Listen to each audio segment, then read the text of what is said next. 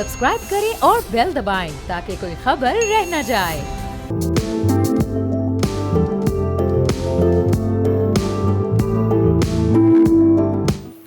अस्सलाम वालेकुम, मैं और बाब जहांगीर। आप देख रहे हैं प्रोग्राम व्यापार। बीजिंग में पाकिस्तानी सिफारत खाने और ग्वांगझू, हांगकांग और शंघाई में पाकिस्तानी कौंसल खानों ने 4 सितंबर 2025 को यानी कल एक दूसरी पाकिस्तान चीन बिजनेस टू बिजनेस सरमाकारी कॉन्फ्रेंस का इनेकाद किया है। बहुत ही अहम कॉन्फ्रेंस कल होने जा रही है। बीजिंग में पाकिस्तानी सिफारत खाने, चीन में पाकिस्तानी कौंसल खाने, खुसूसी सरमाकारी सहूलत काउंसिल, बोर्ड ऑफ इन्वेस्टमेंट और वजारत तजारत, वजारत सनत व पैदावार और दीगर मुतल्लिका वफाकी वजारतें और सूबाई महकमे इस अहम कॉन्फ्रेंस की भरपूर तैयारियां कर चुके हैं। इस कॉन्फ्रेंस में 850 पाकिस्तानी और चीनी कारोबारी इदारों के दरमियान एक ही दिन में B2B नेटवर्किंग सेशन होंगे और पाकिस्तान की तरफ से निशानदही करदा नए तरजीही शोबों में सरमाकारी की तजावीज़ का जायज़ा भी लिया जाएगा। इन शोबों में इलेक्ट्रिक गाड़ियाँ हैं, बैटरीज हैं और चार्जिंग स्टेशन हैं, सोलर पैनल्स हैं, पार्ट्स की मैनुफैक्चरिंग है, सॉफ्टवेयर डेवलपमेंट है, टेक्सटाइल है और मलबूसात हैं। इसके अलावा चमड़े और जूते, केमिकल और पेट्रोकेमिकल, लोहा, स्टील और कॉपर, इसके साथ कंस्ट्रक्शन के सेक्टर में, फिर फूड प्रोसेसिंग के शोबे भी इसमें शामिल हैं, जिसमें कल कई जॉइंट वेंचर्स होने हैं, MOUs होने हैं। वज़ीर आज़म पाकिस्तान इसकी इफ्तिताही तकरीब की सदारत करेंगे और जो दीगर अहम वुज़रा उनके साथ इस वक्त चाइना के दौर पर मौजूद हैं वो भी वहीं पर होंगे। इससे आप इसकी अहमियत का अंदाज़ा लगा सकते हैं। इस कॉन्फ्रेंस में सरमायाकारी और तजारती हलकों के अहम सीनियर चीनी शख्सियात भी खिताब करेंगी। इफ्तिताही इजलास में तरजीही शोबों में चीनी सरमाकारों के लिए खुसूसी मुराद की नुमाइश की वीडियो भी यहाँ पर पेश की जाएगी। जो ये इनिशियल सेशन होगा, इसके बाद हर शोबे में पाकिस्तानी और चीनी कारोबारी इदारों के दरमियान बिजनेस टू बिजनेस मीटिंग्स होंगी और इस B2B इवेंट के दूसरे प्रोग्राम का मकसद ये है कि पाकिस्तान और चीन के कारोबारी इदारों के दरमियान अमली ताउन के इजाफी रास्तों को बढ़ाया जाए, तेज़ी के साथ इसमें पेशरफ्त की जाए। एक मुंसलिक मकसद इसका ये भी है कि 10 तरजीही शोबे और इसमें जो चीन के छोटे, दरमियाने और बड़े इदारों से बराह रास्त फ़ॉरेन डायरेक्ट इन्वेस्टमेंट को राग़िब करना है। कॉन्फ्रेंस का इनेकाद दोनों ममालिक के कारोबारी इदारों को जीतने वाली सरमाकारी की शराकत, मुश्तरका मनसूबों और टेक्नोलॉजी की मुंतकली के मुआहदों को तलाश करने के मौक़े फराहम करने के लिए किया जा रहा है। इसका मकसद पाकिस्तानी और चीनी सेक्टरल हम मनसबों के दरमियान मुश्तरका मनसूबों की शक्ल में तैनाती के लिए तजुर्बा शुदा चीनी इंतज़ामी तरीक़ों, जदीद टेक्नोलॉजी और फाइनेंस को इस्तेमाल करना है ताकि मुल्क की पैदावारी सलाहियत में इजाफा हो सके और जो हमारी उसका वॉल्यूम भी बढ़ सके और हम ज़ाहिर दुनिया में एक बेहतर एक्सपोर्टिंग कंट्री भी कहलाएं। अब ये जो 850 कंपनीज़ तकरीबन इसमें मुलाकातें कर रही हैं, कितने जॉइंट वेंचर्स हो सकते हैं। एक्सपेक्ट ये किया जा रहा है पाकिस्तान की तरफ से कि ऑलमोस्ट $5 बिलियन की इन्वेस्टमेंट चाइना से इस एक दिन के बाद पाकिस्तान में आने वाली है। ये कितनी प्रैक्टिकल अप्रोच या कोशिश है और इसका कितना फ़ायदा आने वाले दिनों में पाकिस्तान के मुख्तलिफ सेक्टर्स को हो सकेगा, इस पर हम बात करेंगे। डॉक्टर फजलुर रहमान साहब एग्जीक्यूटिव डायरेक्टर हैं पाकिस्तान काउंसिल ऑफ चाइना के, हमारे साथ मौजूद हैं। बहुत शुक्रिया डॉक्टर साहब, प्रोग्राम के लिए आपने वक्त निकाला। अब ये कल का दिन बड़ा इंपॉर्टेंट है पाकिस्तान की मईशत के अतबार से। ये जो $5 अरब की एक्सपेक्टेशंस है, इसमें से कितना हम हासिल करने में इस वक्त कामयाब हो जाएंगे सरमायाकारी की मद में? देखिए, हम इस वक्त जो बात कर रहे हैं वो पोटेंशियल की बात कर रहे हैं कि $5 बिलियन की एक्सपेक्टेड जो है वो इन्वेस्टमेंट हम तवक्को कर रहे हैं। लेकिन बात ये है कि जब तक जो है चीनी बिजनेसमैन कन्विंस नहीं होता कि पाकिस्तान के अंदर जो है वो एनेबलिंग एनवायरनमेंट है, उनकी इन्वेस्टमेंट को प्रोटेक्ट करने के लिए रूल्स रेगुलेशंस मौजूद हैं और अदर एनवायरनमेंट जो है एनेबलिंग एनवायरनमेंट, जिसमें खास तौर पे सिक्योरिटी एनवायरनमेंट जो है वो बहुत इंपॉर्टेंट है। तो उस वक्त तक जो है हमारे जो तवक्कुआत हैं वो शायद पूरे तरीके से जो है वो पूरी ना हो। तो मेरे नज़दीक जो है वो बहुत अच्छे मौके जो है वो मौजूद हैं। पाकिस्तान की तरफ से भरपूर कोशिशें हो रही हैं। SIFC जो है वो काफ़ी अरसे से जो है इन्वेस्टमेंट अट्रैक्ट करने की कोशिश कर रही है। कुछ जगह पे कामयाबियां हुई हैं। उसके अंदर माइंस एंड मिनरल्स की कॉन्फ्रेंस जो है हमने देखा, उसके अंदर भी बड़ी जो है वो हमारी तवक्कुआत थी। उसके अलावा बाकी भी जो है इससे पहले भी जो इन्वेस्टमेंट से रिलेटेड कॉन्फ्रेंसेस होते रही हैं और हमारे दीगर इदारे जो हैं वो काविशें करते रहे हैं। लेकिन खातिर खा जो है या हमारी तवक्कुआत के मुताबिक इन्वेस्टमेंट आ नहीं रही। तो मेरा ख्याल है कि इस वक्त जो है हमें उन वजूहात की निशानदही करने की ज़रूरत है, क्योंकि पोटेंशियल जो है वो मौजूद है। एनवायरनमेंट जो है उसके ऊपर जो है उनके कुछ तहफ़्फ़ुज़ात हैं, ख़ास तौर पे चीनी बिजनेसमैन के। अभी मैं तकरीबन 3 माह चीन में जो है फुदान यूनिवर्सिटी में एक फेलोशिप करके आया हूँ और वहाँ पे मेरी चीनी जो ताजर लोग हैं, बिजनेस कम्युनिटी है, उनसे बातचीत हुई तो वो पाकिस्तान में इन्वेस्टमेंट करने के लिए बिल्कुल तैयार हैं। रिलोकेशन ऑफ इंडस्ट्री की भी वो बात करते हैं, लेकिन साथ साथ वो थोड़े से अपने खदशात और तहफ़्फ़ुज़ात का भी जो है वो इजहार करते हैं। तो बिजनेस कम्युनिटी जो है, बिजनेस की एक अपनी जो है वो डायनामिक्स होती हैं और मेरा ख्याल है कि ये जो B2B मैकेनिज्म है ये बहुत अहम मैकेनिज्म है। उसकी वजह ये है कि ये मार्केट फोर्सेस ही डिटरमिन करेंगी, डिसाइड करेंगी कि कौन से सेक्टर में जो है वो किस कदर इन्वेस्टमेंट हम अट्रैक्ट कर सकते हैं। लेकिन एज फार एज जो अभी लिस्ट आपने बताई है, जो जहाँ पे पोटेंशियल इन्वेस्टमेंट जो है हो सकती है, वो सारी की सारी बड़ी पोटेंशियल रखती हैं, वो सारे तमाम एरियाज। लेकिन बात जो है वो यहाँ पे आके रुक जाती है कि इस वक्त जो है जब मौजूदा सूरत हाल की तरफ वो देखते हैं और ख़ास तौर पे चीन के जो खदशात हैं, आपने देखा होगा कि शी जिनपिंग साहब से जो हमारे वज़ीर आज़म की मुलाकात हुई है उसके अंदर भी उन्होंने इस बात को जो है वो दोहराया है कि पाकिस्तान के अंदर जो चीनी सिटीजन्स हैं और जो चीनी एसेट्स हैं, उनके जो बिजनेसेस हैं, उनको जो है वो तहफ़्फ़ुज़ फराहम किया जाए, उसको यकीनी बनाया जाए। तो पोटेंशियल मौजूद है, this is just matter of time और वक्त के साथ साथ उम्मीद है कि बहुत से ऐसे प्रोजेक्ट्स जो हैं वो साइन होंगे, बहुत से स्पेशल इकोनॉमिक जोन्स के अंदर भी जो है प्रोजेक्ट्स लगाने की जो है वो बड़ी गुंजाइश मौजूद है। इसके साथ साथ वहाँ पे एक और चीज़ भी मैं देख रहा हूँ कि जो हमारा स्मॉल और बिजनेस, जो स्मॉल और मीडियम साइज जो हमारे एंटरप्रेन्योर्स हैं, जो इंडस्ट्री है, तो उसको भी जो है वो फोकस करने की जरूरत है, क्योंकि इस प्रोसेस में वो थोड़ा सा निगलेक्ट होती नजर आ रही है, जबकि उसकी पोटेंशियल की बेस के ऊपर जो है हम अपनी इंडस्ट्रियल स्ट्रेंथ जो है उसको हम बिल्ड कर सकते हैं। क्योंकि इस वक्त हुकूमत की जो कोशिश है वो ये है कि एक्सपोर्ट ड्रिवन इकोनॉमिक ग्रोथ जो है उसको बढ़ाया जाए, उसको हासिल किया जाए। तो उसके लिए जरूरी है कि एक होलसम किस्म की पॉलिसी हो जिसके अंदर तमाम लेवल्स जो हैं इंडस्ट्री के उनको कैटर किया जाए और इस तरीके से हम जो है वो फॉरेन इन्वेस्टमेंट को जो है खासतौर पे चाइनीज इन्वेस्टमेंट को, क्योंकि चीनी गवर्नमेंट भी जो है वो बहुत ज्यादा दिलचस्पी रखती है कि पाकिस्तान में चीनी इन्वेस्टमेंट हो, पाकिस्तान के अंदर जो है वो इकोनॉमिक जो सूरत हाल है वो और ज्यादा बेहतर हो। हमारे बुनियादी इंडिकेटर्स जो हैं वो इशारा कर रहे हैं कि इकोनॉमी की सेहत जो है सूरत हाल बेहतर होती जा रही है, लेकिन उसके साथ साथ जरूरत इस बात की है कि जो उनके तहफ़्फ़ुज़ात हैं, जो उनके खदशात हैं, उनको सामने रखते हुए हम अपनी पॉलिसी डिवाइस करें so that we can overcome all this hurdles. ठीक है, तो डॉक्टर साहब, ये जो पिछले 11-12 साल का उनका तजुर्बा CPEC 1 की सूरत में रहा है, तो इससे उनके कॉन्फिडेंस में इस वक्त इजाफा हुआ या ये जो तहफ़्फ़ुज़ात या थोड़े से खदशात उनके हैं मुख्तलिफ मदों में, ये उसी की बुनियाद पर है? यानी उस वक्त CPEC की जो इन्वेस्टमेंट आई उस वक्त ज़्यादा G2G पर फोकस था, अभी हम B2B की तरफ जा रहे हैं, तो ये सेकंड फेज़ है। इस सेकंड फेज़ में एक बेहतर तजुर्बे के साथ वो दाखिल हो रहे हैं? जी, उनकी कोशिश तो यही है। गवर्नमेंट टू गवर्नमेंट जो एग्रीमेंट्स या जो अंडरस्टैंडिंग MOUs वगैरह हुए हैं, बेसिकली तो वो बुनियादी तौर पे जो है वो B2B प्रोसेस को फैसिलिटेट करने के लिए ही हुए हैं और B2B जो है वही ड्राइविंग फोर्स होगी इन्वेस्टमेंट लाने के लिए और इंडस्ट्रियल ग्रोथ के लिए पाकिस्तान में। लेकिन मेरे ख्याल में आप देख लें कि हमारे जो स्पेशल इकोनॉमिक जोन्स हैं, हमने कहाँ से शुरू किए थे, 29 से शुरू किए थे, फिर 19 पे आए, फिर 9 पे आए, अभी 4 के करीब जो हैं उनके ऊपर जो है वो काम हो रहा है और वो इस नियर कंप्लीशन।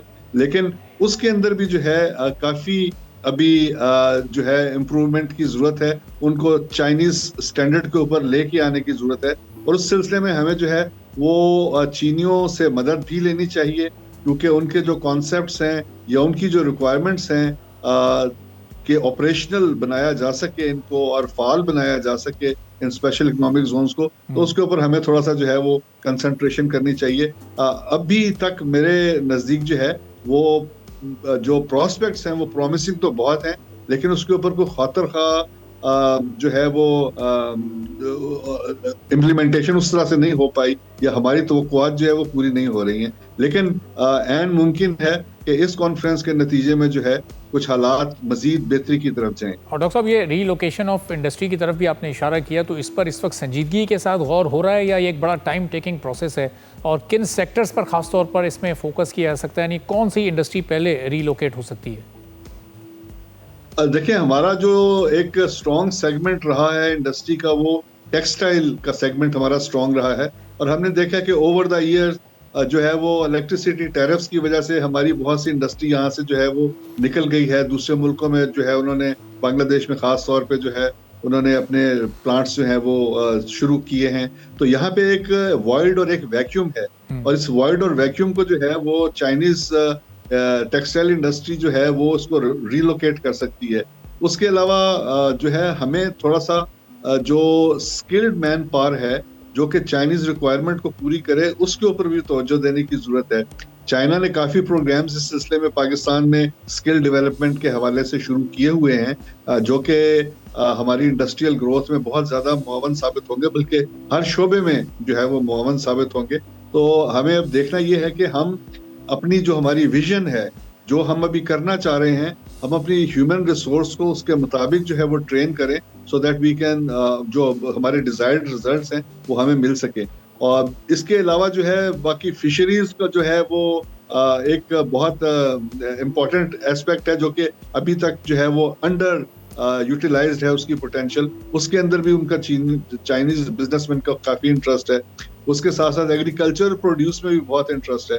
हमें चाहिए कि जो चाइना को हम मैंगो, ऑरेंज, सिट्रस जो है वो एक्सपोर्ट कर सकते हैं, तो उसके लिए जो क्वारंटाइन की फैसिलिटीज हैं उनको हम एक्सपेंड करें। तो इस सिलसिले में भी जो है वो जॉइंट वेंचर्स हो सकते हैं, और ख़ास तौर पे उन इलाकों में जो कि ये एग्रीकल्चर प्रोड्यूस करते हैं उसके नज़दीक है, तो वहाँ पे ये फैसिलिटीज हों, तो हम, मेरा ख्याल है कि काफ़ी ज़्यादा ज़र मुबादला जो है उसमें इजाफा किया जा सकता है। और डॉक्टर साहब, ये ज़ाहिर माजी में हमने ज़्यादातर ये G2G एग्रीमेंट और जॉइंट वेंचर्स या इस तरह के जितने भी इस वक्त ये MOUs वगैरह साइन होते बहुत बड़ी तादाद में देखे हैं। तो अब ये B2B MOUs की या एग्रीमेंट्स की क्या वैल्यू होती है, और कितना जल्दी, कितना कम वक्त में ये स्टार्ट भी हो जाते हैं, प्रैक्टिकली ऑन ग्राउंड हमें नज़र आते हैं?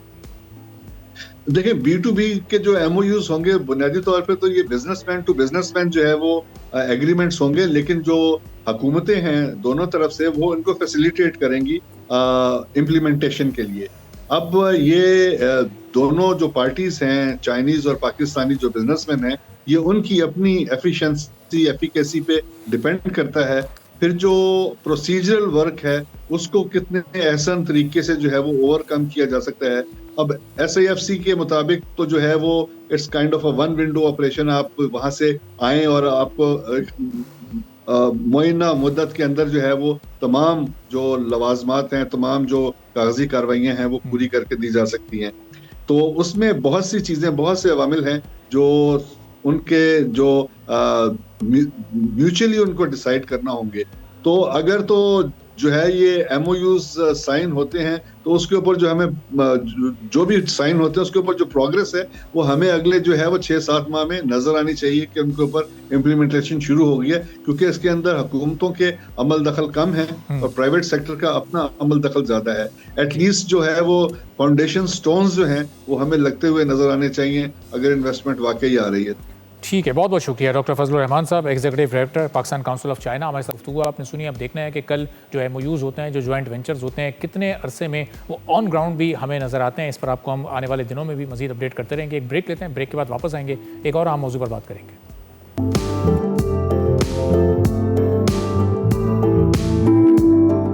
एक बार फिर आपको प्रोग्राम में खुशामदीद कहेंगे। मुल्क में एक्सपोर्ट्स में कमी की वजह से कौमी ख़जाने को 29% खसारे का सामना है। माली साल के 2 महीनों में पाकिस्तान का ट्रेड डेफिसिट $6 बिलियन तक पहुंच गया है, जिसकी वजह एक्सपोर्ट्स की रुकी हुई सूरत हाल और इम्पोर्ट्स के बढ़ते हुए नंबर्स को बताया जा रहा है।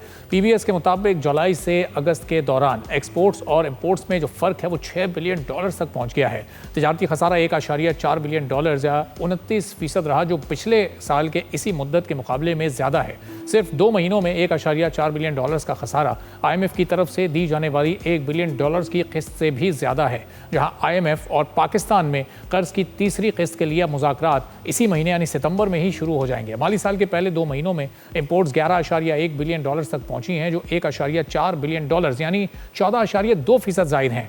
इन्हीं 2 महीनों में इंपोर्ट्स भी एक्सपोर्ट से 2 गुना ज़्यादा हुई हैं। एक्सपोर्ट्स 2 महीनों में $5.1 की इस पर ही रुकी हुई हैं, जो पिछले साल की इसी मुद्दत से सिर्फ 0.7% ही बढ़ सकी हैं, जबकि इस साल के टारगेट्स पिछले साल से कहीं ज़्यादा हैं। बैरूनी मईशत में इस्तेहकाम के लिए बैरून मुल्क से आने वाली रकूम और आमदनी पर इन्हिसार करना पड़ता है। पाकिस्तान की जानिब से एक्सपोर्ट्स बढ़ाने के ऐलानात और मुतादिद इक़दाम के बावजूद एक्सपोर्ट्स में खातिर ख्वाह इजाफा मुमकिन नहीं हो सका है। एक्सपोर्टर्स की शिकायत है कि एक्सचेंज रेट का तसलसल कंपटीशन को ख़त्म कर रहा है। गिरती कदर को संभालने के लिए हुकूमत की मुदाखलत के बाद रुपए की कदर में मुसलसल इजाफा हुआ है। 2 साल कबल रुपए की ज़बरदस्त गिरावट के दौरान एक्सपोर्टर्स इस सूरत हाल से मुकम्मल तौर पर फ़ायदा नहीं उठा सके और एक्सपोर्ट्स तकरीबन $2.5 बिलियन माहाना पर ही रुकी रहीं। IMF प्रोग्राम के तहत हुकूमत ने 5 सालों के दौरान दरामदी टैक्सेस में 52% कमी का फैसला किया है। ट्रेड लिबरलाइजेशन से बरामदात में 14% और दरामदात में दरमियानी से तवील मुद्दत के दौरान सिर्फ 5 से 7% तक ही इजाफा मुमकिन हो सकेगा। पाकिस्तान ब्यूरो ऑफ स्टैटिस्टिक्स के मुताबिक अगस्त में सिर्फ $2.4 बिलियन की एक्सपोर्ट्स हुई, जो गुज़िश्ता साल की इसी मुद्दत के मुकाबले में $345 मिलियन यानी 12.5% कम थी। एक्सपोर्ट्स में कमी के साथ इंपोर्ट्स 6.4% बढ़कर $5.3 बिलियन हो गई। माली साल के दूसरे महीने में इंपोर्ट्स में $5 बिलियन से ज़्यादा हमने होते देखी हैं और एक माह में $319 मिलियन का इजाफा भी देखा गया। इंपोर्ट्स बढ़ने के नतीजे में तिजारती खसारा भी $2.9 बिलियन तक पहुँच गया, जिससे तिजारती खसारे में $664 मिलियन का इजाफा हुआ, लेकिन मंथली बेसिस पर ट्रेड डेफिसिट में 8.8% की कमी हुई है। एक्सपोर्ट जुलाई के मुकाबले में गुज़िश्ता 10% कम होकर $2.4 बिलियन हुई और इंपोर्ट्स में 9.4% की कमी देखी गई, जो $5.3 बिलियन की हो गई। इंपोर्ट्स में इजाफे की वजह से FBR में टैक्स कलेक्शन में भी इजाफा हुआ है। FBR ने 2 माह के कस्टम ड्यूटी वसूली का हदफ अबूर किया है। 192 अरब के हदफ के मुकाबले में 20% इजाफे के साथ कस्टम ड्यूटी की वसूली 204 अरब रही है। कस्टम ड्यूटी की वसूली में इजाफा 2 माह की मुद्दत में $1.6 ट्रिलियन की कुल टैक्स इजाफे से ज़्यादा है। लेकिन जो हम मुस्तकिल एक्सपोर्ट्स में एक लिमिटेड एक्सपोर्ट हम देख रहे हैं, उसकी क्या वजह है? जो टारगेट्स हमने सेट किए हैं उस तक हम कैसे पहुंच सकेंगे, इस पर हम बात करेंगे। मियां जाहिद हुसैन साहब साबिक वज़ीर हैं, मारूफ सनतकार हैं, हमारे मुल्क के हमारे साथ मौजूद हैं। बहुत शुक्रिया जाहिद साहब, प्रोग्राम के लिए आपने वक्त निकाला। अभी जो 2 माह में एक्सपोर्ट्स में हमने कोई बहुत ज़्यादा इजाफा नहीं देखा है, जो टारगेट्स हमने अगले 5 साल के लिए रखे हुए हैं एक्सपोर्ट्स को डबल करने के, तो ये कैसे मुमकिन हो सकेगा किसी वाज़े इजाफे के बगैर? जी बहुत शुक्रिया। देखिए, पहली बात तो यह है कि हमारी एक्सपोर्ट्स में इजाफा यकीनन हमारी ख्वाहिश भी है, हमारे टारगेट्स भी हैं, लेकिन अमली हकायक जो हैं वो ये हैं कि हमारे यहाँ कॉस्ट ऑफ डूइंग बिजनेस बहुत ज़्यादा है।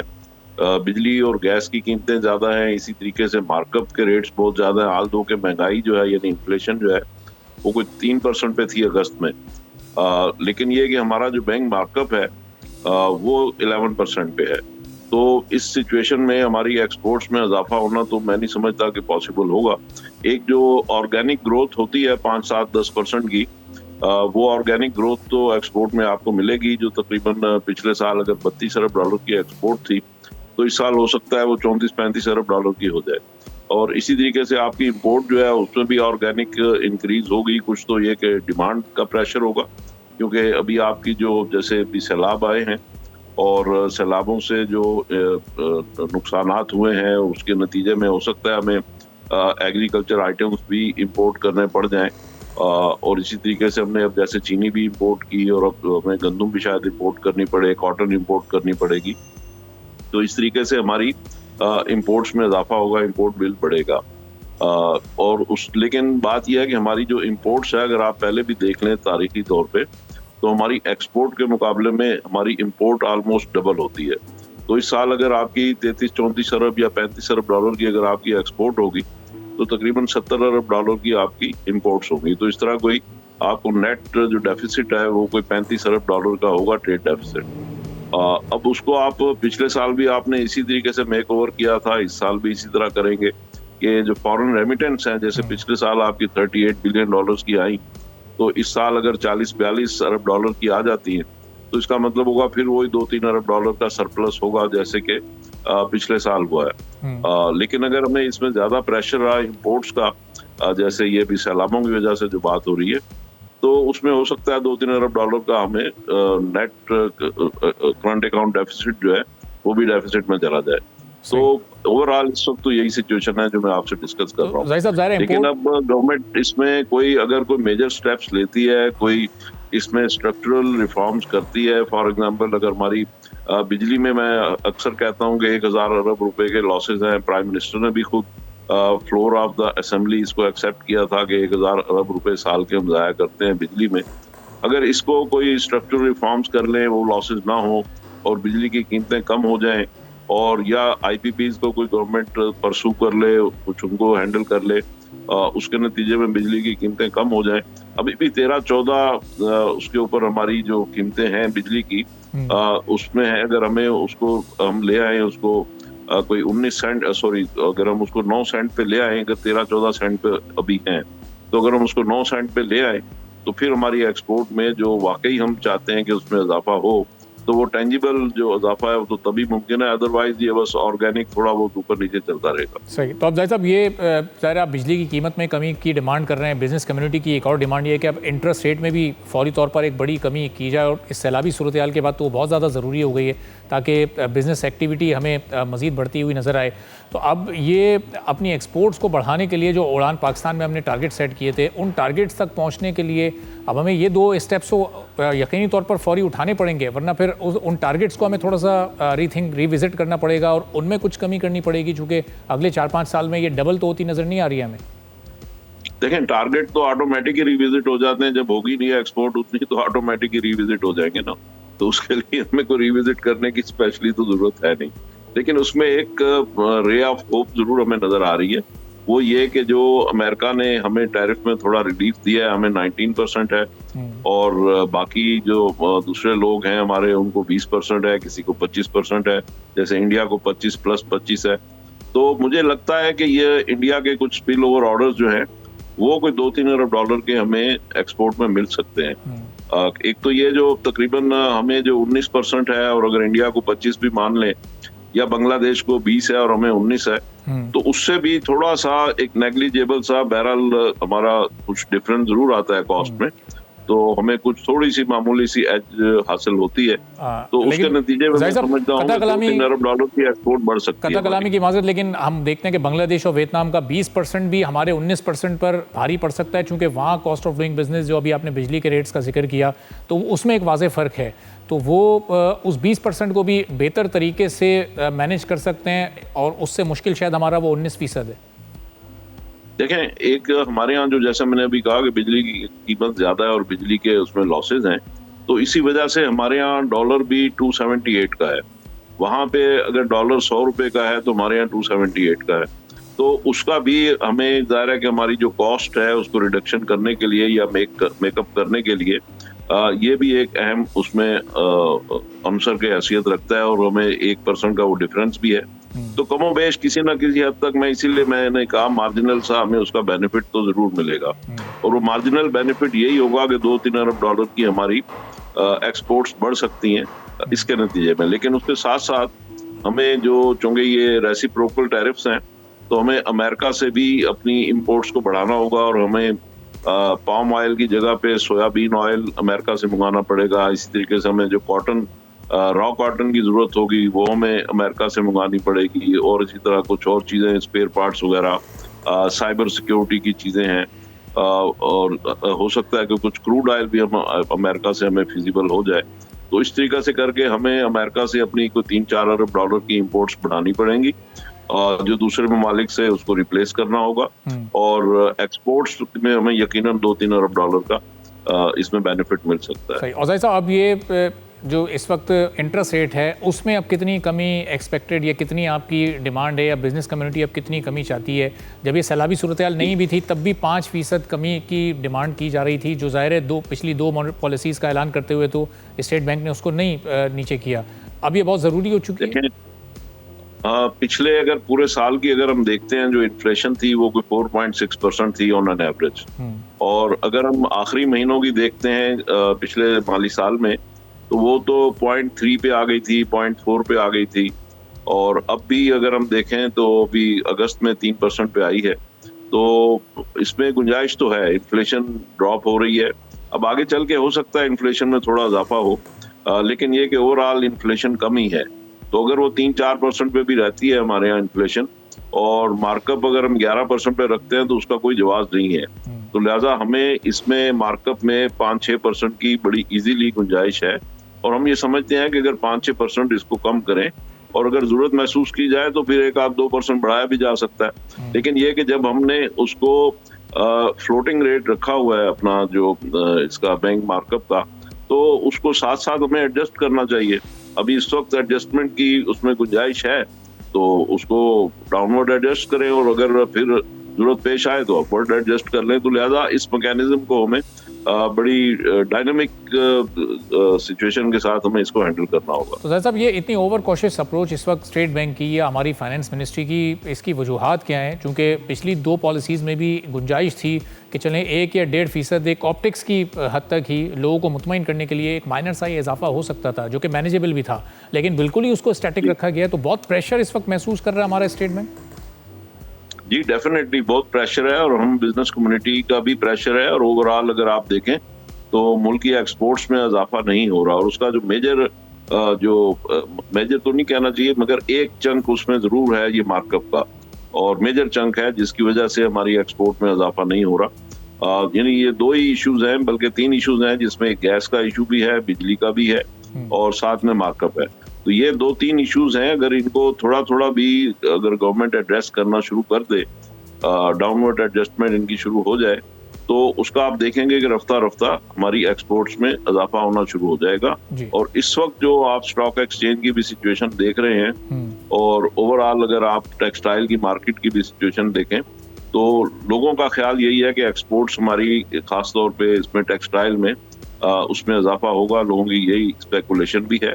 और इसके साथ साथ हमें आईटी को नजरअंदाज नहीं करना चाहिए। देखें, आईटी एक ऐसा शोबा है कि जिसमें अगर सैलाब भी आए हैं या कुछ भी है, तो उसको आईटी को कोई उसमें असर नहीं होगा जी। तो आईटी की एक्सपोर्ट्स जो हैं वो हमें बढ़ानी चाहिए। आईटी की एक्सपोर्ट में बहुत ज्यादा गुंजाइश है, बहुत ज्यादा वैक्यूम है, और उसकी जो इस वक्त कोई $3.5 अरब की एक्सपोर्ट्स हैं, उनको हम यकीनी तौर के ऊपर $8-10 अरब के ऊपर लेके जा सकते हैं एक्सपोर्ट्स को। तो आईटी को तो उसमें हमें देखना चाहिए। इसी तरीके से कुछ ज़रूरी अशिया है जैसे चावल वगैरह है। अब इस वक्त तो सैलाब के बाद क्या सिचुएशन होती है अभी उसका कोई अंदाजा नहीं है, बिल्कुल। लेकिन ये कि एक और भी इसमें फैक्टर है कि शायद इस वक्त शायद लोगों को अच्छी ना लगे मेरी बात, लेकिन ये कि सैलाब जब भी आते हैं तो उसके बाद आपकी जो ज़राअत है और एग्रीकल्चर है उसमें एकदम आपको बूस्ट मिलता है और आपकी ज़राअत बेहतर होती है।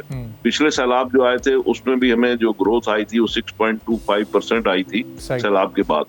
तो 6.25% अगर अब भी आ जाती है तो इसका मतलब हुआ कि $25 अरब हमारी रूरल इकोनॉमी में इंजेक्ट होंगे। सही। तो ये सैलाब के बाद की आफ्टर मैथ जो है उसमें बिल्कुल सही साहब। और इस बार भी कुछ इत्तेफाक से ऐसा ही हुआ है, कॉटन की हद तक कम से कम के कॉटन की जो ग्रोथ है उसमें एक इजाफा हमने देखा है। बहुत बहुत शुक्रिया मियां जाहिद हुसैन साहब, साबिक वज़ीर हमारे साथ मौजूद थे। अब ये ग्रोथ कैसे बढ़ी है और क्या मज़ीद बढ़ती भी रहेगी और सैलाब से किस हद तक ये कॉटन की ग्रोथ मुतासिर होगी, एक ब्रेक लेते हैं, ब्रेक के बाद फिर तफसील से बात करेंगे।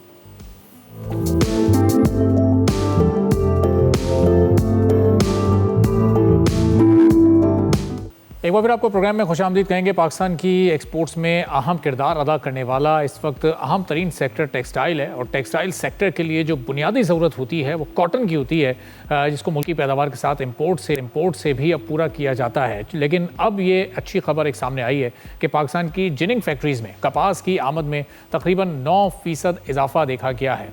31 अगस्त 2025 तक के जो फिगर सामने आए हैं उसके मुताबिक कॉटन की कुल आमद 13,35,000 गांठों से जायद रही है, जो गुज़िश्ता साल के मुकाबले में 1,09,000 से जायद बेल्स की वसूली से मुल्की टेक्सटाइल इंडस्ट्री के लिए एक बहुत पॉजिटिव साइन है।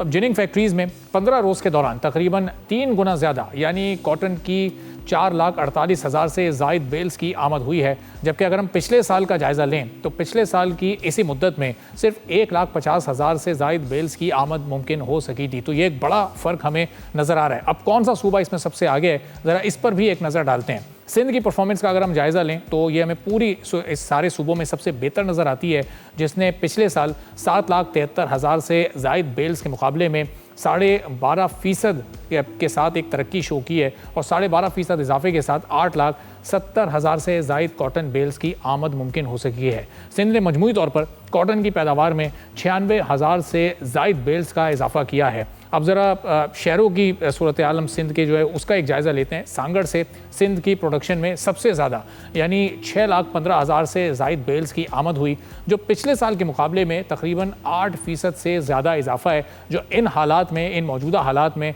बहुत बेहतर इजाफा समझा जा रहा है। फिर हैदराबाद ने कपास की पैदावार में 57,000 से ज़ायद बेल्स का इजाफा किया है और अपना हिस्सा बड़े अहसन तरीके से इसमें डाला है, जो पिछले साल के मुकाबले में तकरीबन 3% की कमी है, लेकिन ये बड़ी नेग्लिजिबल सी कमी है चूँकि मौजूदा हालात इस वक्त सबके सामने हैं। जो सबसे बेहतरीन प्रोडक्शन सामने आई है वो 2 शहरों की आई है। उसमें एक शहर सक्खर है, जहां हमने देखा है कि ग्रोथ रेट 235% रहा है, यानी डबल से भी ज़्यादा यहाँ पर हमने ग्रोथ देखी है और सक्खर से 24,000 बेल्स की आमद हुई है, जो कि ज़ाहिर एक बड़ी इस वक्त अच्छी पेशरफ्त है। और फिर इसके बाद खैरपुर भी एक बड़ी ज़बरदस्त यहाँ पर फिगर के साथ मौजूद है, जहाँ पर 3 गुना से भी ज़्यादा का इजाफा हमने देखा। 317% के इजाफे से यहाँ से 11,700 बेल्स की आमद मुमकिन हो सकी है। अब ज़रा सिंध से हम पंजाब का रुख करते हैं, चूँकि पंजाब को कॉटन का हब कहा जाता है, सबसे ज़्यादा कॉटन की प्रोडक्शन पंजाब से ही होती है। तो पंजाब से रुई की जिनिंग फैक्ट्रीज़ में जो आमद है वो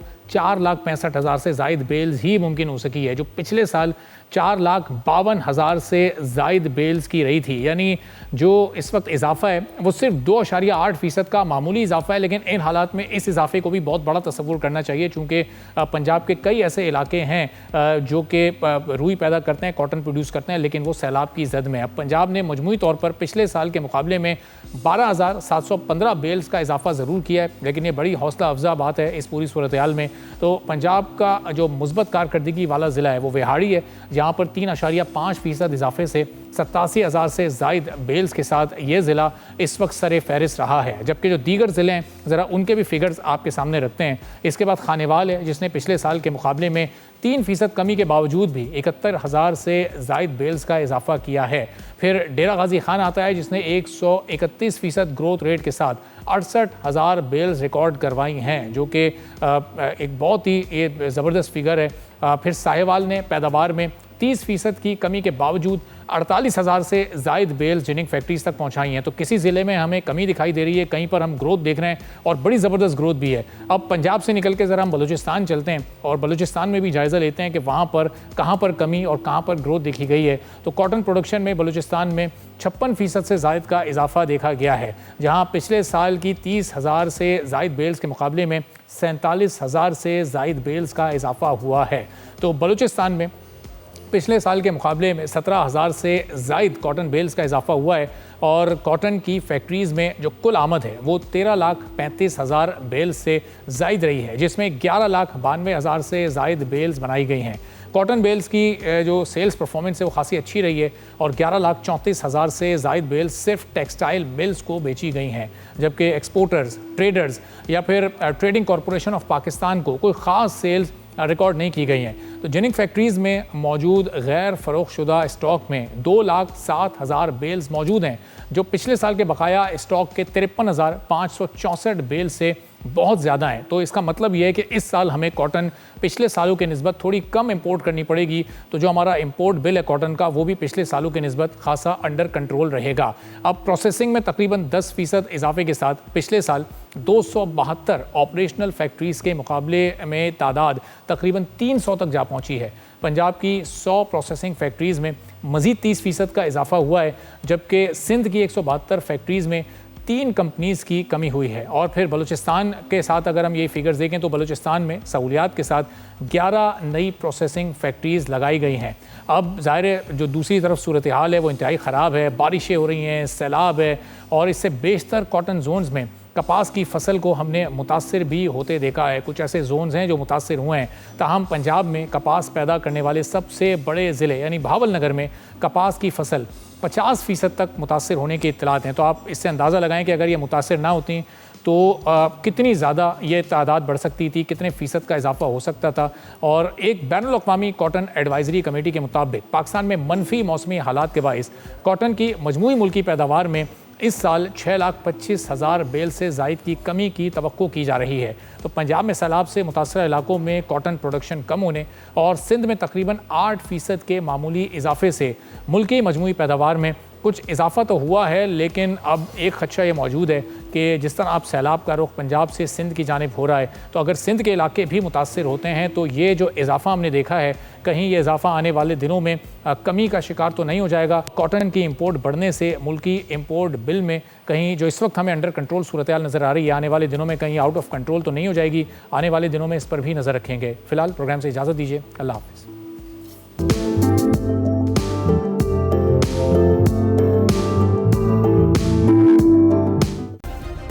सब्सक्राइब करें और बेल दबाएं ताकि कोई खबर रह न जाए।